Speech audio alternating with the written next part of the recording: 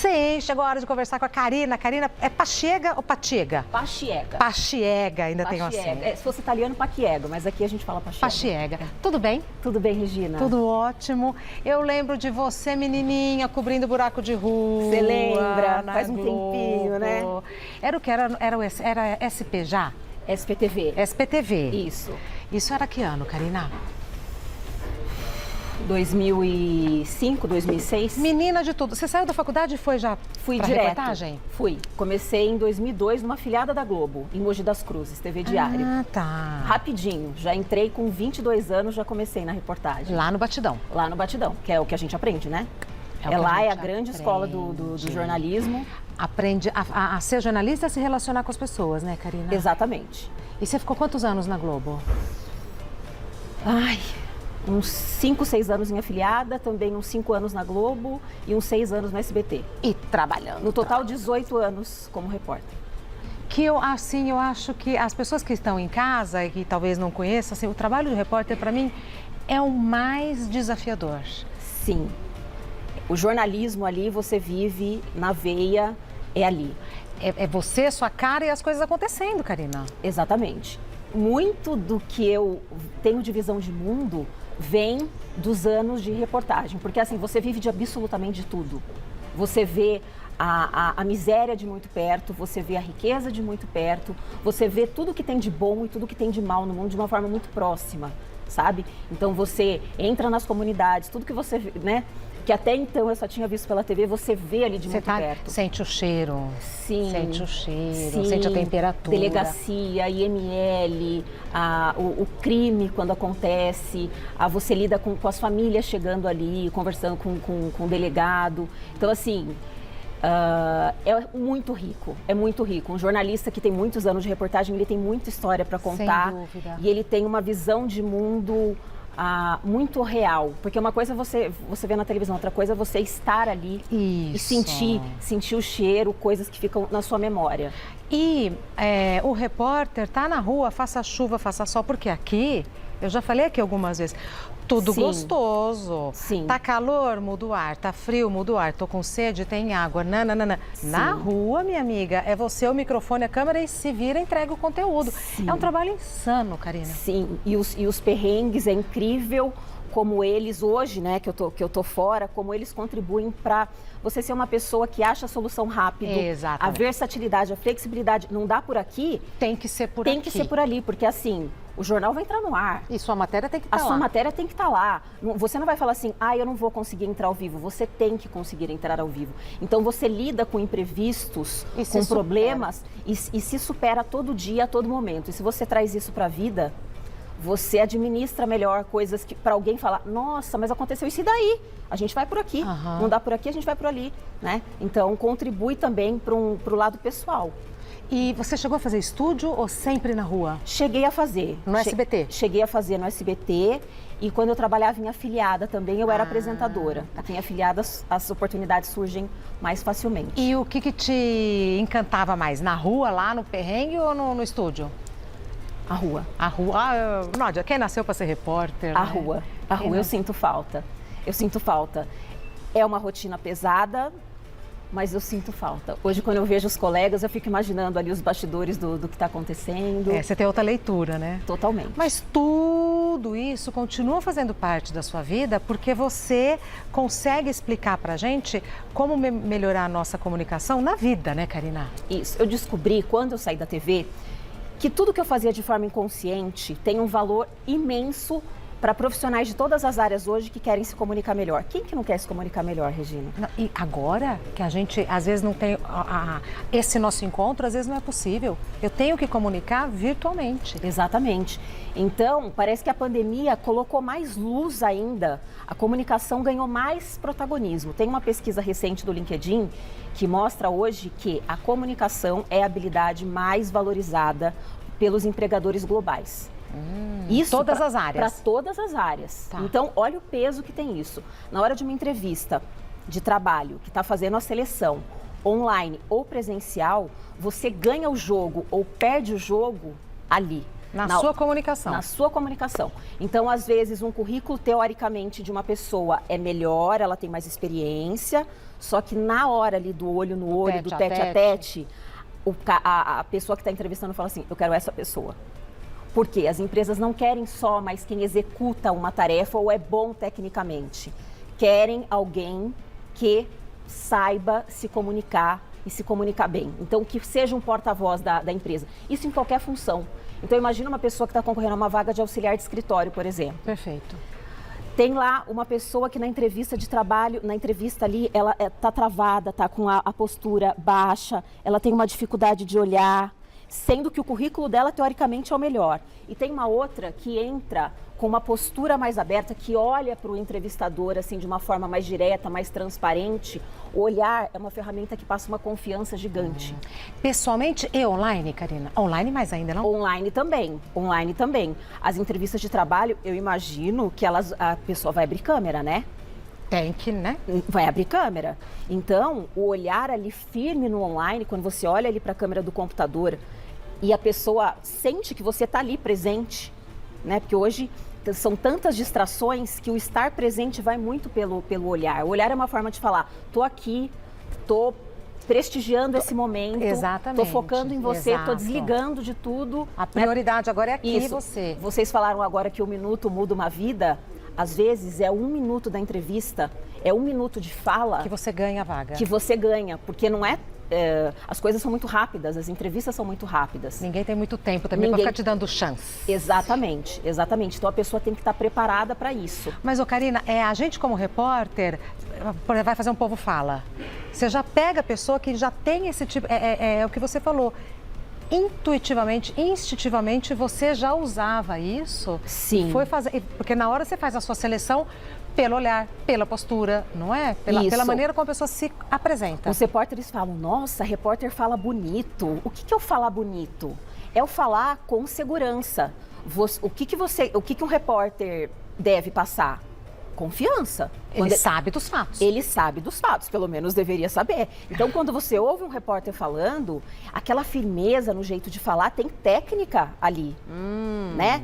Tem, algumas palavras são enfatizadas, existe a marcação com gestos, certo? Então, tudo isso junto, quando você tem uma fala firme, um olhar firme para a câmera, você sabe enfatizar algumas palavras, a sua postura tá boa, a postura, você viu que eu estou repetindo, a postura é fundamental.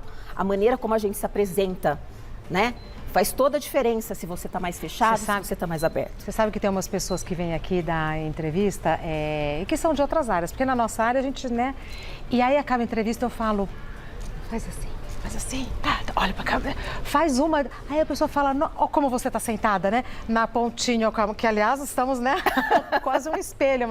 Faz uma diferença enorme quando a gente vê na televisão. Sim. E quando a gente vê pessoalmente também. O nosso corpo é uma máquina, a máquina mais poderosa do mundo. Mesmo com toda a tecnologia, continua sendo. E a gente emite informações a nosso respeito o tempo todo. As outras pessoas estão fazendo leitura a nosso respeito pela maneira como a gente se comunica. Então, a gente tem que prestar muita atenção nisso, principalmente profissionalmente, certo? Uma pessoa, se eu fico assim, por exemplo, qual a percepção que eu vou passar? Parece que é desleixo, medo. Timidez. E aí você vai querer contratar uma pessoa que é tímida. Tem as pessoas que são tímidas, elas precisam trabalhar isso. Porque no momento de uma entrevista, de uma contratação, isso faz uma diferença muito grande, em qualquer função. E aí você traz um ponto muito interessante, porque assim, eu morria de medo de falar em público, mas assim, juro, Karina, na faculdade eu falava assim, eu faço tudo, menos apresentar o trabalho. Eu te dou o trabalho prontinho, você vai lá, lê e apresenta, porque eu morria de medo. Até o dia que eu entendi que ou eu aprendi a falar por mim, ou eu ia estar sempre atrás de alguém, né? E aí eu preciso conversar com a Márcia, mas na volta eu quero saber o seguinte, por que a gente tem tanto medo de falar em público e como vencer essa timidez? Porque eu dominava o conteúdo, mas era vergonha da minha cara, da minha voz, da minha mão, de tudo. Então daqui a pouco você explica, porque ela sabe. Vai contar pra gente porque ela sabe. E eu acho que também tudo isso vai da vida profissional para nossa vida pessoal. Karina Pachega, você come doces? Opa! Então fica para nossa segunda culinária? Fico. Vai ter um bolo de crepe. Pelo que eu vi, acho que são várias camadas de crepe e em cima um chocolate. A gente continua o papo na mesa. Mas vamos continuar perguntando isso, o que eu faço para vencer a timidez? Regina, qual a sua sugestão? Acontece um mecanismo muito ruim na nossa cabeça no momento de falar em público. Você é prova disso, você falou que você tinha medo. Nossa, me fugiam as palavras. O que acontece? As pessoas pensam assim, vai me dar o branco, eu vou me atrapalhar, vão achar que eu sou ruim. O que isso te desperta? Ansiedade, fracasso, medo. Como é que seu corpo vai responder a isso? De forma positiva ou de forma negativa? O que acontece com o corpo? Treme, taquicardia, tem gente que fica vermelho aqui. Qual que é a chance num contexto desse? A boca seca. A boca seca. Qual que é a chance de uma apresentação de uma pessoa que está com esse mecanismo ser boa? Muito reduzida. Muito reduzida, tá? Então essa engrenagem, ela tem que virar ao contrário. Eu posso, eu sou capaz, eu me preparei. O que isso vai te dar? Confiança, credibilidade, aquela ansiedade gostosa, aquele frio na barriga. O que seu corpo vai entender? O nosso cérebro, ele entende. Se eu projeto isso, o que ele vai te entregar? Uma postura confiante, uma respiração adequada, certo? Gestos adequados. Ah, beleza, fácil, né? Como é que eu mudo essa engrenagem? Conhecendo as ferramentas de comunicação. Porque para eu me sentir segura, eu tenho que ter me preparado de forma adequada, eu tenho que ter treinado antes, se eu for dar uma palestra, se eu for dar uma aula, usando as técnicas de comunicação. Então, quem lê a respeito, ou vê vídeos, ou se interessa em fazer um curso, a chance dessa pessoa ir desenvolvendo é muito grande. Comunicação é uma habilidade. Habilidades precisam ser treinadas. Então, assim, nada substitui o conhecimento. Sim. Porém, eu posso treinar a maneira de comunicar esse conhecimento. Exato. Não adianta querer achar que dominando as técnicas eu vou dar o truque. Tem que ter o conhecimento e a técnica. Isso. Porque você conhecimento falou, que eu digo do conteúdo do que eu vou falar, né? Você falou sobre conteúdo. Eu tinha o conteúdo. Ter o conteúdo é uma coisa. Passar o conteúdo com eficiência é outra coisa. Verdade, você Karina. que entrevista tantas e tantas pessoas, um médico pode ser brilhante. Ele pode ser o mais reconhecido na área dele, mas às vezes, na hora de dar uma palestra, ele não é a melhor pessoa. Por quê? Ele fala difícil, ele fala de forma técnica, ele não tem a facilidade de se comunicar. Às vezes até numa entrevista que, assim, eu acho que é uma coisa informal, é um bate-papo numa sala e tal. Se ele não tem essas habilidades, a gente não consegue entender o que ele está querendo dizer. Isso. Um fator, assim, imprescindível é você saber para quem você está falando. Então, se esse médico vai falar para médicos, ok. Ele até deve falar de forma mais científica, se é um congresso científico. Agora, se o público deles são leigos, então o médico vai falar de câncer de mama para mulheres, ele tem que adequar o vocabulário, o conteúdo e os exemplos. E quem tem o hábito de ficar falando, né? Tá? Porque chega uma hora, eu tive uma professora, menina. Nossa, era professora de ciências, ela falava né o tempo todo. Chegava uma hora que eu não conseguia mais, eu só ficava esperando o né. Como é que faz para se livrar disso? São os indesejados vícios de linguagem. Uma vez eu dei um treinamento para professores e uma professora falou assim, você acredita que no final da minha aula, um aluno falou assim, professora, você falou 68 nés. Ele foi fazendo... Olha os quadradinhos. Foi fazendo quadradinhos e entregou para ela. Fazia. Ela ficou muito brava, porque ela pensou assim, eu preparei a aula, venho aqui e o aluno fica contando quantas vezes eu falei o né. Só que num segundo momento ela falou assim, peraí, eu acho que realmente é um ponto que eu posso melhorar. O que acontece quando a gente fala muito né ou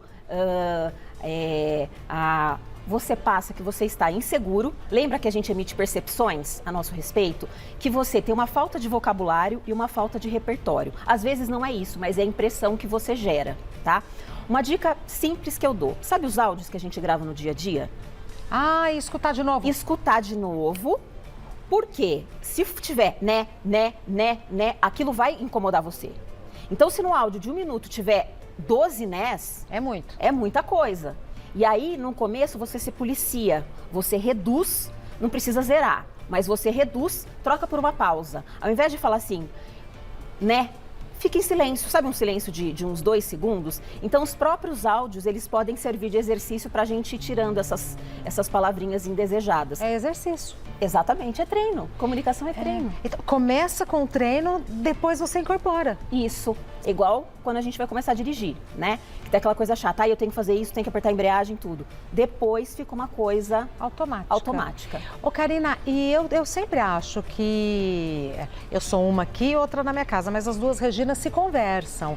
Então, eu acho que essas habilidades que você, num primeiro momento, desenvolve para sua vida profissional, acabam migrando para sua vida pessoal e te ajudando na vida pessoal também. Sim, a gente se comunica o tempo todo. Pois é. E nós somos as mesmas pessoas, né? Em casa, com o filho, com o marido, no com o trabalho. Cachorro. Claro que profissionalmente é outra persona, é, né? outra, isso. Você não vai falar qualquer coisa que venha na sua cabeça. Em casa você tem mais flexibilidade e liberdade para isso. Mas nós somos a mesma pessoa. E eu costumo dizer o seguinte, quem se comunica melhor, tanto na vida pessoal quanto na vida profissional, é mais feliz. Não estou falando que é fácil. É um desafio que começa no dia que a gente começa a falar e vai terminar no dia que a gente for embora aqui desse mundo. Por quê? Comunicação é evolução. É legal quando a gente pensa 10, 20 anos atrás e você se vê hoje como uma pessoa melhor. Provavelmente mudou a maneira como você se comunica com os outros. Alguém que era mais agressivo, que era mais do bateu, levou, sabe aquela coisa? Sim. Com o amadurecimento, às vezes... A gente amansa. A gente amansa. A gente amansa. Ou seja, a comunicação é uma ferramenta de evolução. Eu vejo assim. Agora, eu acho muito curioso que você falou uma coisa, eu vejo isso na televisão com os nossos colegas. Tem gente que, quando você vai ver o conteúdo, o conteúdo não combina com a prática. Quando você vai ver o conteúdo do que a pessoa está falando, não é agressivo. Mas a maneira de falar, o tom de voz, o gestual é tão agressivo que parece que a pessoa está sempre disposta a atacar. E aí você vai ver, não, o que ela está falando não é agressivo, mas a maneira, ou o contrário. Né? A pessoa está falando de uma maneira extremamente dócil e falando coisas gravíssimas, coisas pesadas. Então, como ter a noção se a minha fala, se a minha comunicação está expressando o que eu quero realmente transmitir? Para uma fala ser eficiente, os elementos precisam estar em equilíbrio. Porque quando eles estão em desequilíbrio, você percebe isso, né? Então, imagina que eu estou apresentando um telejornal e eu falo assim... E hoje um incêndio no centro de São Paulo matou 13 pessoas, entre elas 2 crianças de 5 anos. Não faz o menor sentido. O que aconteceu aqui? O meu conteúdo, ele não está em equilíbrio com a minha forma de falar. Exato. Né? Então, como é que eu coloco no tom? O incêndio hoje no centro de São Paulo matou 13 pessoas, entre elas 2 crianças. A polícia ainda não sabe as causas desse incêndio, que ainda vão ser apuradas. Olha como quando eu harmonizo... Nossa, Karina, até o jeitinho da cabeça mudou. Até o jeitinho da cabeça tem um botãozinho, dela, né? Tem um botãozinho do gesto, o olhar ficou do duro. olhar. Do mesmo jeito que, por exemplo, os apresentadores de esporte, eles já são mais pra cima, não é? Eu tenho que tomar cuidado para não desagradar aqui nenhum time, mas você fala, né? O time A. E o Boca. E o Corinthians, não sou corintiana, tá? E o Corinthians levou mais uma no Campeonato Brasileiro, né? Você torce para que time? Parmeira. Sabe para quem eu torço? Pro Guarani, eu sou de Campinas, eu sou bugrina, então não é nada pessoal então mesmo. Então você pode falar do Corinthians. Tô falando do esporte, já é mais para cima, né? Levou mais uma, então tem uma alegria na voz, uma brincadeira, Isso, né? Imagina que eu falo assim, a Organização Mundial da Saúde declarou o fim da pandemia da Covid-19 hoje, dia 30 de junho de 2022. Imagina se eu falo, né? A ONU declarou hoje o fim da pandemia da Covid-19. Então, assim, a nossa forma de falar, ela está recheada de recurso. O nosso olhar, a nossa postura, o nosso gesto, a ponto de você se incomodar com algumas pessoas que nem estão falando coisas agressivas, mas falam com agressividade. É um descompasso entre a comunicação verbal e não verbal. Isso numa reunião de trabalho, coloca tudo a perder. De repente você está concordando com o seu chefe, mas você fala de um jeito tão agressivo que ele acha que você está brigando com ele. Isso. Por isso que os italianos, às vezes não parece que os italianos estão brigando. Segura essa mão, Regina, porque parece que a gente... Os italianos falam alto, gesticulam bastante, e aí... Olha. Aí a impressão que dá é que eles estão brigando. Na verdade, eles são extremamente expressivos. Tanto é que dentro da Europa, os italianos se destacam ali, entre outros países, como pessoas que se comunicam com muita expressividade, o que chega até a incomodar algumas pessoas. Quando a gente anda lá, parece que tá todo mundo brigando. Isso. Parece que quando fala ao telefone, então, você fala, nossa, vão se encontrar para brigar. Mas o que é mais gostoso? Se comunicar com uma pessoa assim, mais ou menos, meio termo? Ou aquela pessoa mais expressiva, que você entende o que ela fala? O que é mais saboroso? Eu como sou dessa linhagem italiana e tal, acho mais legal as pessoas intensas e tal, me incomoda, eu tenho mais dificuldade em acessar quem é mais para baixo, quem é mais introvertido, até porque eu tenho mais tato, que eu parto do princípio que a pessoa está desconfortável. Então eu tenho mais facilidade em me comunicar com as pessoas que são mais expansivas. Isso, um palestrante que tem um monotom, que a gente fala, que fala tudo do mesmo jeito, parece uma linha reta. Sabe? Se eu baixar um pouco o meu tom de voz e tirar todos os recursos, fica menos interessante. Acabou colorido, a fala. Karina? Não tem cor, fica uma coisa cinzenta. Sabe uma colega nossa? A gente falou disso outro dia, já faz um tempo, e falamos disso essa semana ainda, que me chamou muito a atenção. A Andréa Sadi? Sim. Estreou o programa lá no lugar da Maria Beltrão, o que já é um desafio. Né? Você substituir alguém que fazia tão bem e tal, é muito desafiador. Sim. E logo no primeiro dia, Hélio Guga Chakra, não sei se você chegou a ver, a gente não vai passar porque já passamos aqui, o pessoal de casa já sabe. Mas ela tem a impressão, tendo essa leitura que você tem, a impressão que eu tive é que ela queria brincar. Mas foi tão sem colorido, foi tão rígido, foi tão que eu acho que ela foi vítima dessa falta de traquejo na comunicação.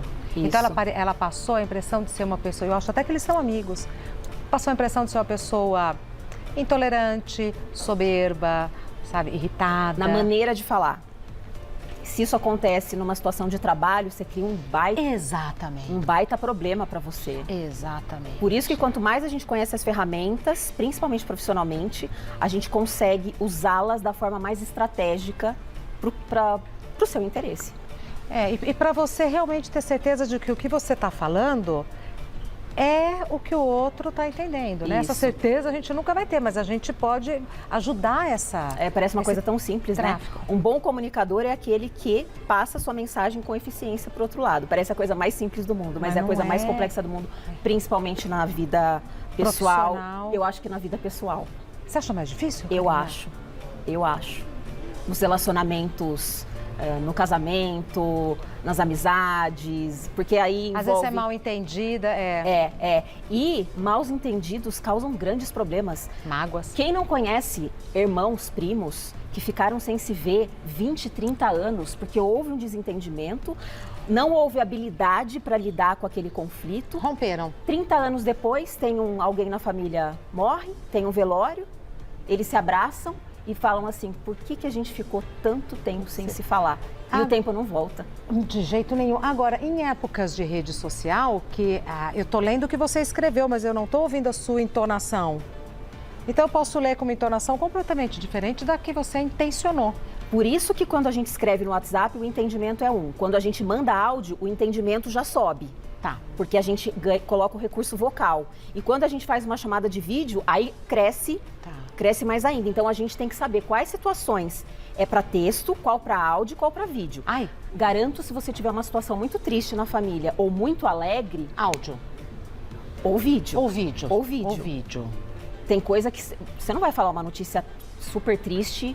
No texto. Imagina que alguém da família descobriu uma doença. Provavelmente, talvez você queira até reunir a família. Né? Pra gente encerrar, mas a gente vai continuar a conversa na mesa. Quando que eu uso o texto? Quando você acha mais interessante usar o texto? Aquelas situações... Confirmar a reunião? Isso, exatamente. Olha, foi confirmada, a reunião vai começar mesmo às 8 da manhã, te espero tal horário em tal lugar, vou voltar de aplicativo, essas coisas assim. Então, quando eu tiver preocupação em ter alguma certeza de que o que eu estou falando vai ser entendido, áudio ou vídeo? Depende. Se for mandar para o seu chefe, por exemplo, às vezes você não vai poder mandar um vídeo, mas mandar um áudio. Isso. Imagina que você quer dar a entender que você está interessado numa vaga que vai abrir. Boa. Imagina que você manda um texto. Oi, fulano, tudo bem? Eu gostaria que você soubesse que eu estou interessada na vaga tal. Não esqueça de mim. Isso é uma coisa. Agora, imagina... Oi, fulano, tudo bem? Lembra que a gente já conversou sobre a vontade que eu tenho de ter oportunidades na empresa? Eu tô sabendo que tem aquela vaga naquele departamento. Eu acho que é uma super oportunidade, estou disposto, pode contar comigo, estou à disposição para algum teste. A vaga é sua, Karina. Já falei, a vaga é sua, só nessa mensagem. Karina vai para a mesa conosco para a gente continuar esse papo. Aliás, se você tiver alguma pergunta, manda para a gente que dá tempo, fica com a gente até às 6 horas. Mas eu vou dar o Instagram da Karina Pachega, eu tenho certeza que você se lembra dela, assim como eu. Karina com K, Karina Pachega, do jeito que a gente fala com CH. Karina Pachega. Você quer dar mais alguma outra informação? Porque na mesa é um kkk, uma cumilança que talvez você esqueça de falar de algum curso, de alguma coisa.